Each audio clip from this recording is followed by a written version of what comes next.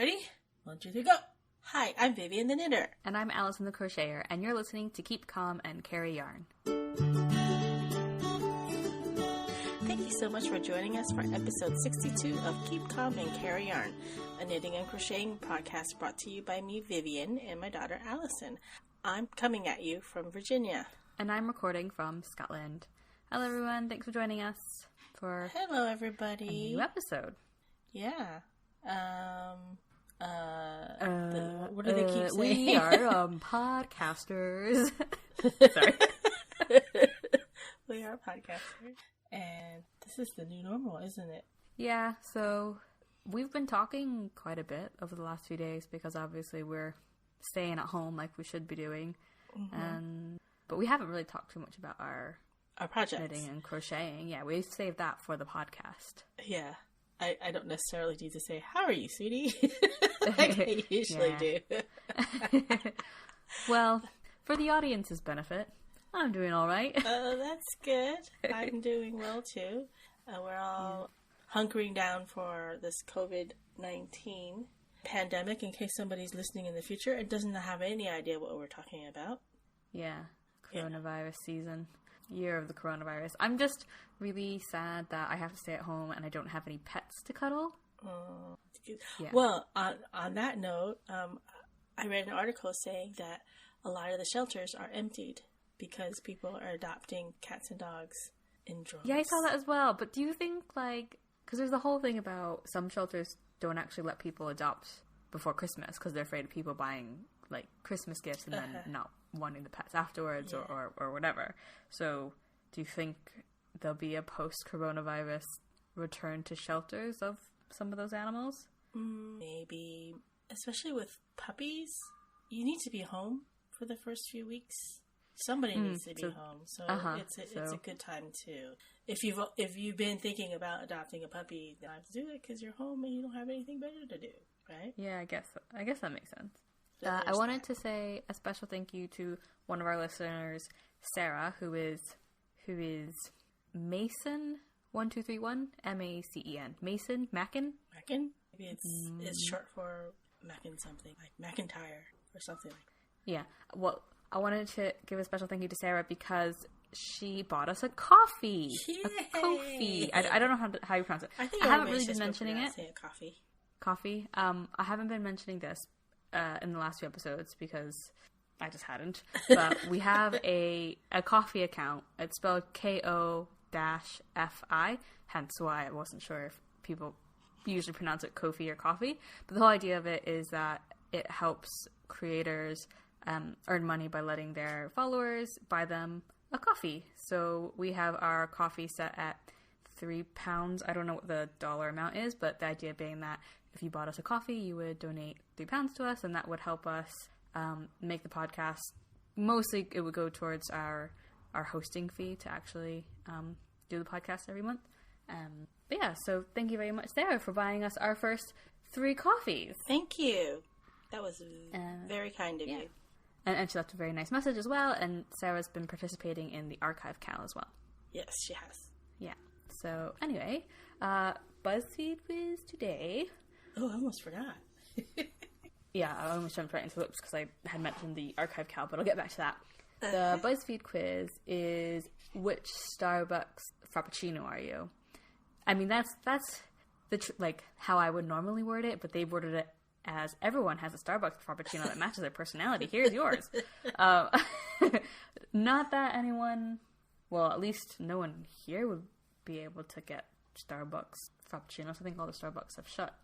Oh, really? The ones over here that have drive-thrus. Yeah. Well, there's no drive-thrus. No places have drive-thrus in the yeah. You need like a especially walk-through. In the city. Like a walk-through window or something like that. Oh, I'm just imagining the drive-through bank tellers where they used to have the pneumatic tubes. Yeah, you go. Shoop. Yeah. And then you put your frappuccino in there, and you'd be like, oh god, that would make a mess. Whipped cream everywhere. Whipped cream explosion. Oh, good. I haven't actually been into a Starbucks in a while. I usually go to Costa for coffee. Anyway, so the Frappuccino I got was A vanilla bean creme frappuccino. You're a simple kind of person. You don't like flashy things and prefer to fly under the radar. You're not interested in being the center of attention, but you're still a true star. I think there's some aspects of that. Like, I don't like to be the center of attention. Like, I'm definitely not. She says that she's hosting a podcast, but... Yeah, but this is kind of an anonymous. We're not in a crowded room and everybody's looking at us, which I feel like it's different. Yeah, this is like the introvert's way of socializing. It's like we're just having this conversation, and you know, somebody happens to listen to us later. Yeah. What frappuccino are you? I got the same thing. No. Okay, so we should have at least some answers in common then. Actually, that's not necessarily true, is it? Oh, it depends on how many frappuccinos are in there. Maybe 6? I think there's 6 options for each. Oh, so I see. In theory, I could have picked the vanilla answers for questions 1 and 2, and you could have picked them for 3 and 4. Yep. So I think I know. Oh, dang it. What? Did you stop recording? No, I just realized I didn't see all the chocolate bars. The first question was, which chocolate bar would you have? I'm just going to take it again really quick and see if I get a different chocolate bar. Okay. I guess I'll have to edit this out. The silence. Well, just condense the silence. You can just, Okay, so I've just taken it again. You got the same and thing. I got a different one. You did? What'd you get? Yeah. And it's kind of the opposite. Not really the opposite. I got a matcha green tea cream frappuccino. It says, you're a unique person who doesn't care what other people think of you. You're well aware you're not everyone's cup of tea, but you have a solid group of friends and family who love you just the way you are. You inspire others to be themselves. And I don't think that's true. I think I'm everybody's cup of tea. Basically, it's saying that you're very kooky. Maybe. Just like, there's something about you that not everyone likes. So, which chocolate bar did you pick and then unpick and then repick? Well, okay, so I originally only saw the first 4 options, which were Hershey bar, Butterfinger, Reese's, and a Baby Ruth. So I went for the Baby Ruth because I like peanuts. But then I scrolled down, and there's also a Milky Way and Twix bar. So I went for the Twix bar. Yeah. And you went for the Reese's. How'd you know? Because I know you so well. Well, it was a toss-up between the Reese's and the Butterfinger. Because I like a good Butterfinger, yeah, too. you do like a Butterfinger. What did you pick as your current mood? Calm, yeah. Well, I took this just before we started recording, so I picked bored. But you were just watching a movie. Yeah, but, you know, I don't know. Just my general state of being. I'm not even that bored, but every once in a while I'm just like, you know, I don't know. That seems more anxious, the way you were doing the movements. Oh, my hand movement. Yeah, which I was more just like restless. Which is a sort of energetic, but I don't know. So, and then one of the questions was, which image do you like the most? And it was just random. I like the stars thing. I like the stars as well. It's like a time lapse. Yeah, it's either that or a cake of yarn. But I think it's stars. Yeah, I think it's stars as well.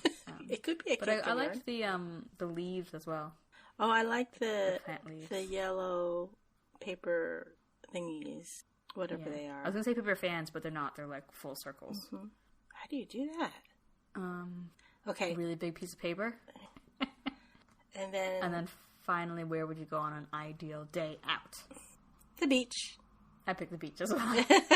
Well, it's like we do like going to theme parks, but that's not really like. I feel like when you say an ideal day out, that's like a very everyday thing that you would special. Do. Yeah, that would be. So, yeah.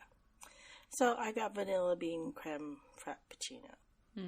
I don't know that I've ever really had any matcha flavored things. I don't like it. It tastes like grass. Well, see, I don't really like green tea. So I'll drink iced tea. I'll drink flavored green tea. Yeah, that has like lemon that don't taste like green tea or citrus in it. Right. So, if anyone else wants to let us know what kind of frappuccino they are, I created a thread in our Ravelry group. Oh, you actually created a thread? Well, I created a thread for like all the episodes. So before we had been, this is all in quotes, we had been making a new thread for every episode, which is to say we were making a new thread every 3 episodes for the last 3 episodes because we never actually did it. So I've just created one thread in the Ravelry group, which is for like conversations about the episodes. So, for instance, if you want to tell us what kind of frappuccino you are, you can tell us in that thread. Cool. Okay. So are you still working? You're still working on your Archive KCAL project, aren't you? Yes, I am. And so for anyone who's participating or doesn't know if they want to participate because they think it's too late, it's not too late because you don't need to have an FO by the end of it, but the KAL will be finishing on April 24th. And so that's if you're working on a project which is either like using yarn or using a pattern which has been in your archive or in your library for a while and you've just never gotten around to doing it. And so that means you're still working on your Endless Rose cowl? I am indeed, and I'm probably about 3/4 of the way done. I had to stop for a few days because I lost my chart. Mm-hmm. And you were misplaced your chart. Yes, I misplaced my chart. It got kicked under the coffee table. I blame the cats. And so yeah, it's very nice looking. Yeah, it's nice. There's not a lot of any long floats that I have to deal with, which is nice. Mm-hmm. I'm happy with it, but it's definitely going to be a travel project where I take it with me. We go to colder places. Yeah, to colder place in the winter time. I'm just looking at it. So the pattern, it's called Endless Rose, and so it has a sort of floral theme to it. Yeah. And but then I was thinking, so with yours, because the background, or what seems like the background is a cream, and then the color is that purpley color. So I'm looking at the flowers as if they're purple. Yeah. But then actually, if you concentrate on the cream, there's also there's a flower there as well. Yeah, there's a cream. So if you were to reverse the colors and to say have like a darker color where you have the cream and a lighter, then it would emphasize different flowers. And that's why it's the Endless Rose cowl. Exactly. It is. It's kind of like flowers on a grid. And it almost reminds me of tiles. Oh yeah, that's a good point. And then there's where the tiles meet, there is another design. Yeah. So yeah, it's very nice. I'm very happy with it. The 100% alpaca that I'm using is very squishy, and yeah, it's just it's so irresistible to touch. You see it, you just want to squish it. And is that's the white? That's the white, yeah. And the purple is actually 100% silk. So it's got a little bit of a sheen to it. Is the white 100% alpaca? Or is yes, it's 100% alpaca. It is Frog Tree Alpaca Sport.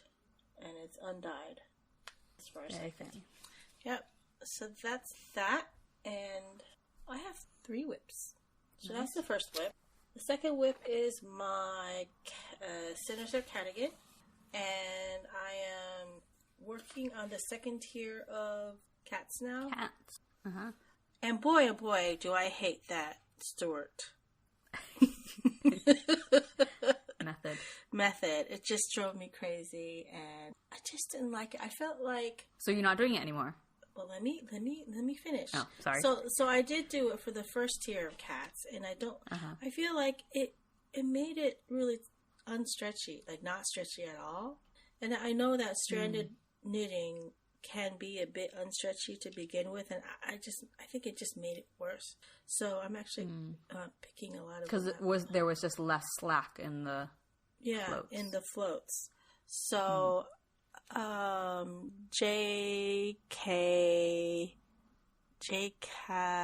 Ladderback on YouTube suggested the Jacquard Ladderback technique in place of the Stuart. And I am really loving it. It is actually a little bit stretchier. So far, I've only done 2 rows of it in the second tier of cats. And it is basically, you're carrying the floats as if you're doing a double knitting. You know how double knitting, it's two-sided where you have a design on the front of the thing, or your piece, and on the back it's mirror inverted colors. So you're knitting. So there's like a column of knit stitches of the floats going in the back. So it's kind of similar to what you're doing in the Stewart technique, except you're knitting it as you go, so there's no unpicking or anything. Mm-hmm. I know I'm not describing it very well. So there are some tutorials that you can look up online on YouTube that has... I mean, I was never really going to understand it because I also don't know how you do the other one that you were talking about. The Stewart? No. The double knitting? The double knitting, yeah. Yeah. Yeah. So people that do double knitting will kind of have... So you end up with like this, almost like a web of the floats inside. It's just a little... Anyway, it's stretchier than the Stewart method. So that's what you're doing. And that's what I'm doing, and so far I'm doing that right now. Is it faster as well?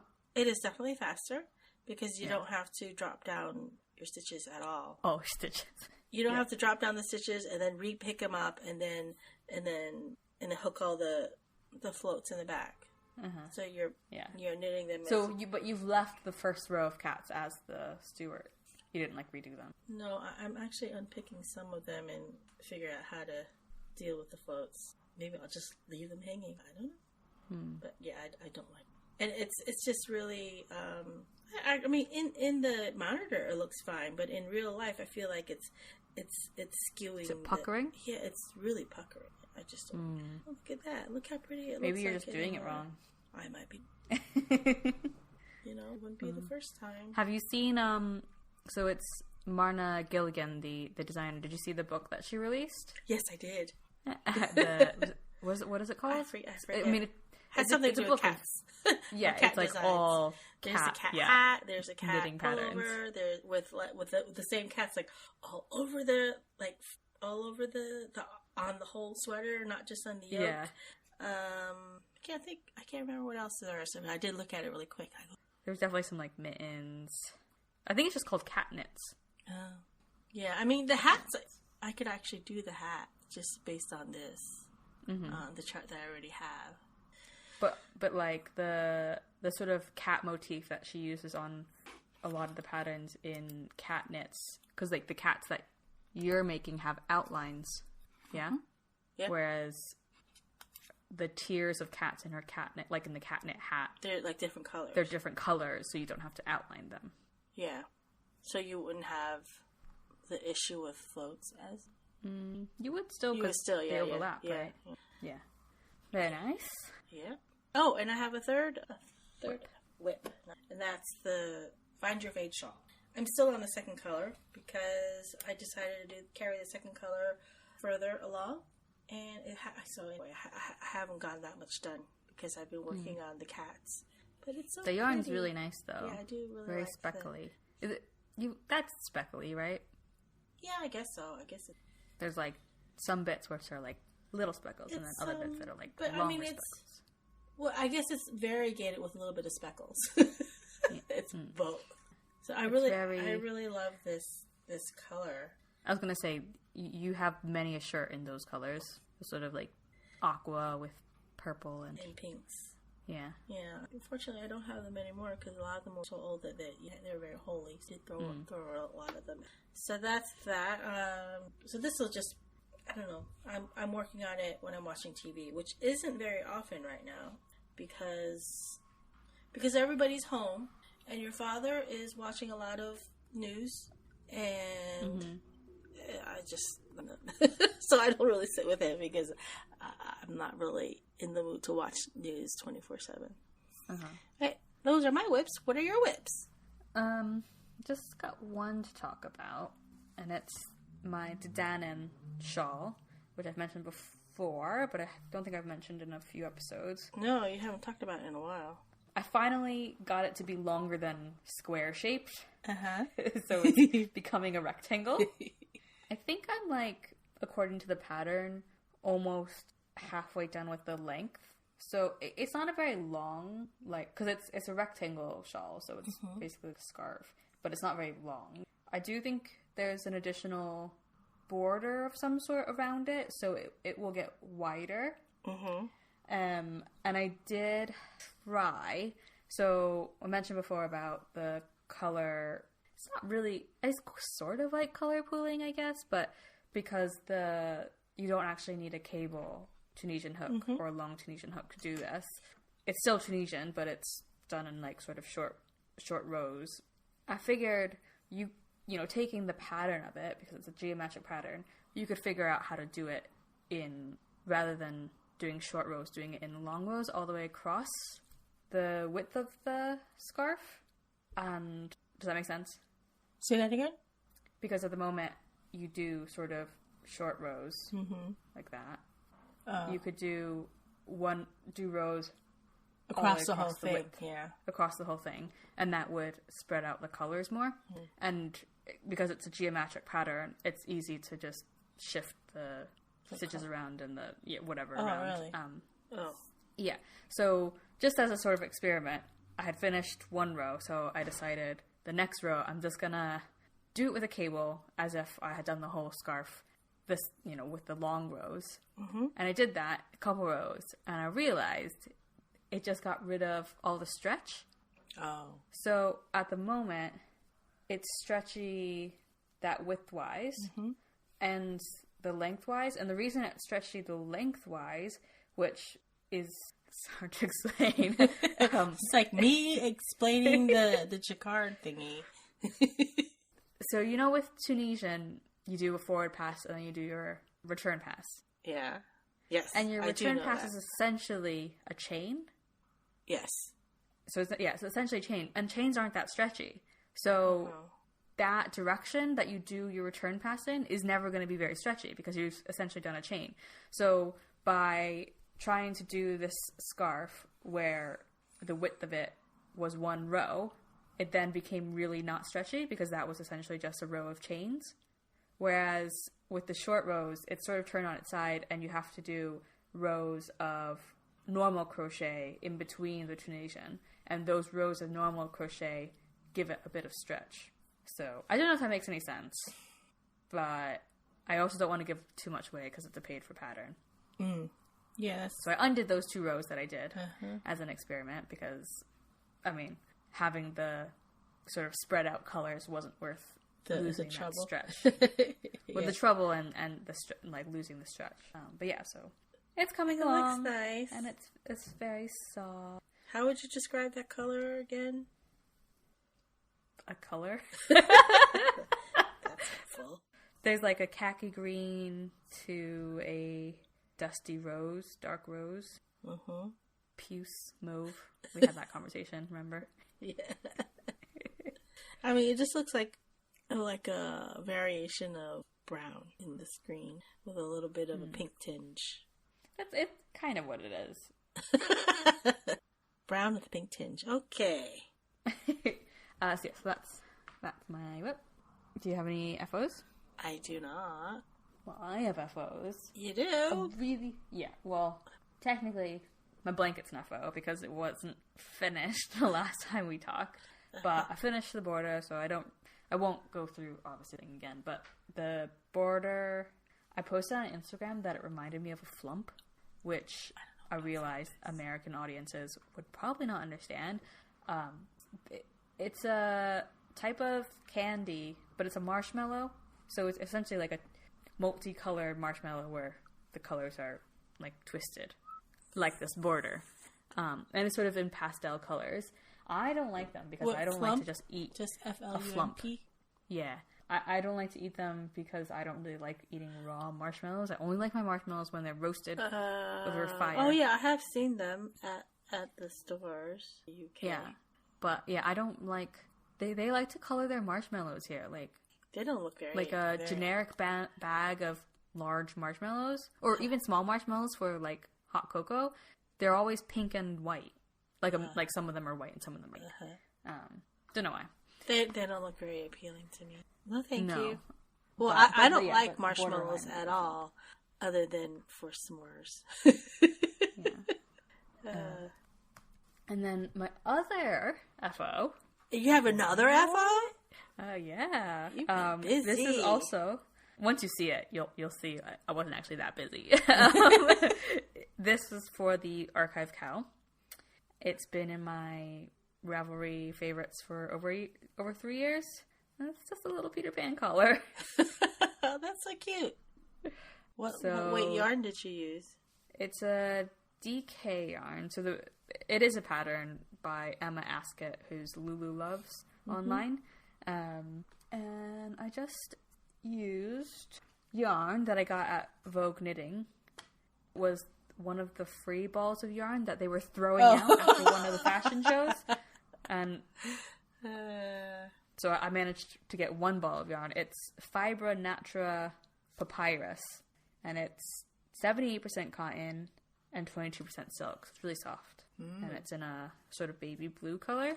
And it's, I don't know if it has a name for it, but like it looks really textured because like the ply is, it's like three plies, but one of the plies is a lot thinner than the other two. Do you know what I mean? So it creates like the bumps. Yeah.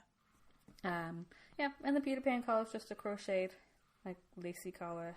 I'll put it on and model it for a picture at some point. It's very cute. So, the button's in the front or the back? The button's in the front. Okay. You can wear it with the back too, right? You just look like a blouse. Yeah, but then it wouldn't be like a... Yeah, like, yeah. So that didn't take me very long at all. And I wanted to do something else for the Archive KCAL, but some of the things, like my older patterns in my library needed more yarn than what I have, and I'm trying not to buy anything at the moment because I need to just use what I have, and coronavirus. I wonder how long it would stay on yarn. I wonder how long if the virus were to be on your yarn, how long it would stay. Not very long, I don't think. They're talking about things staying on surfaces for like 10 days or... But surely that's like plastic. I have no idea. It was just a headline. I didn't really read thoroughly. So, but this is not a pandemic podcast, so let's not talk about it. And don't listen to anything we say because we have no idea what we're talking about. At least when it comes to pandemics. Let's acknowledge that. Okay, cool. So those are my two FOs, which is really actually not that impressive because one FO was like basically done last time and the other one's tiny. It only took me an evening. An episode of MasterChef. Have you been watching out? No, I just realized I'm pretty behind. Claire's really... They're not following the book at all, but Claire's very... So do we not really have anything else to talk about? Okay, well, thanks everyone for joining us for this episode. I think we're done with our crafty content. We are, and we are done with the podcast for the episode. Okay. Right. Spill time. You can find our show notes on our website, which is KCACYpodcast.wordpress.com. Oh, you would have thought I had this down already. You can follow us on Instagram at KCACYpodcast. And you can also follow my personal Instagram, which is Alyson here, and my mom's, which is upstate_Viv. You can subscribe and like and favorite and comment and blah blah blah to the podcast on YouTube, on iTunes, or wherever else you can stream podcasts. Join our Ravelry group. Just search for Keep Calm and Carry Yarn podcast in the groups tab, and you can buy us a coffee at ko-fi.com/KCACY podcast. Thank you for listening. And remember to keep calm and carry yarn.